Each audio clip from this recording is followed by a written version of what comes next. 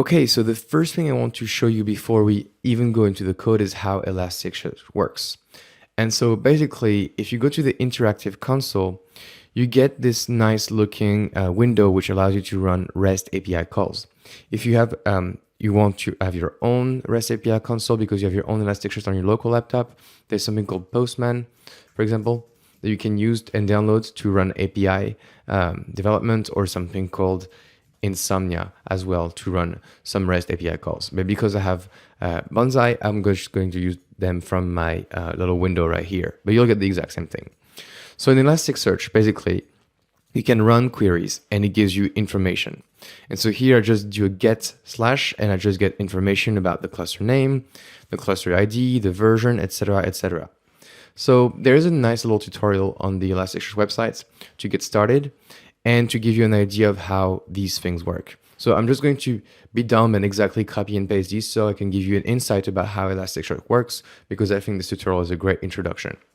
So if you do cat health and run, we get information about how our cluster is doing. So for example, we see that the status is green and we have 3 nodes in total and they're all working just fine. So overall, the active shards percentage is 100%, and so we get information about the cluster health. Now, if we scroll down and we ask about each nodes in general, so we copy this one part right here, and we ask about the nodes, we get the idea that we have 3 nodes running. So this is what our cluster came with. If you run it locally, you'll get only 1 node. So we have 3 nodes right here, and we have the name of the nodes, and we get some information about their CPU, etc., etc. So it's quite nice. Now, once you have the cluster health, you basically want to list the indexes. And so indices are exactly where you store data.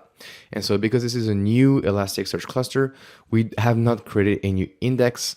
And so if we list the indices, as you can see, all these indices, health status, index, UID, pri, all these things are system indexes, not user indexes. So what we want to do is create an index, call it Twitter, and this is where we'll store our Twitter data. So for this, we go to the next page in the tutorial, and basically we can create an index named customer by doing put customer. So I go back right here, I change it to put, and I'm going to do put and Twitter. And this will create a Twitter index. And so as you see, the response says 200, acknowledge true, shards acknowledge true, and index Twitter. So we've created a Twitter index. If I run this again, I'll get a 400 because the index already exists. Okay. Now you can go ahead and look at the tutorial a bit more. But now if we basically cat the indices and check out what indices we have, then we see that we have, and let me just show you, it has to be a get.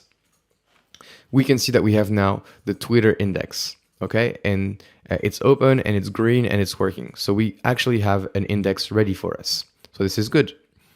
Now, if we scroll down and now want to insert data into our index, we basically have to do a put and insert documents.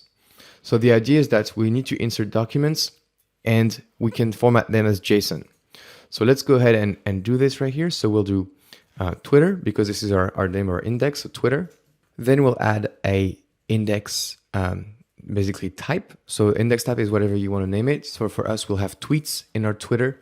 So we'll do Twitter/tweets. And then you can have an ID for your document. So ID number 1. And in here, it has to be a put. And so what I will do is run a JSON document. So I'll write a JSON document. And for example, the JSON document I'm going to insert is that the course is Kafka for beginners. And the instructor is Stefan Marek. And maybe that the module of this course is Elasticsearch. Okay, so this is where we are. Okay, and then you click on run. And this basically created and inserted a tweet.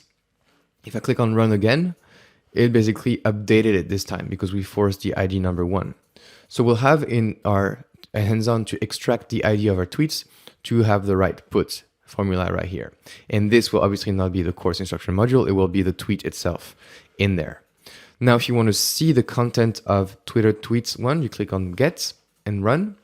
And this gives you basically the idea that yes, it found this tweet and the source is course Kafka for beginners, instructor Stefan Marek, and module Elasticsearch. So here we basically inserted data, updated data, and then queried for data.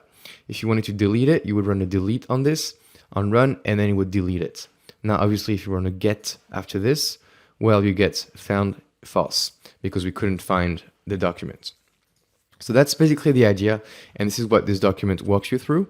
And then at the end, we can go ahead and delete an index. So if we want to delete the index, we do delete on Twitter, and then you can see that we get a 200. Yes, our index has been deleted, and that's perfect. So this is it for this tutorial. So this is just an introduction to Elasticsearch. As you can see, you can insert and store data, etc., etc. In the next lecture, we'll use Java to do the exact same thing, and we'll basically, using Java, hook it up to our Kafka consumer and have the tweets into Elasticsearch right away, immediately. So I hope you're excited, and I will see you in the next lecture.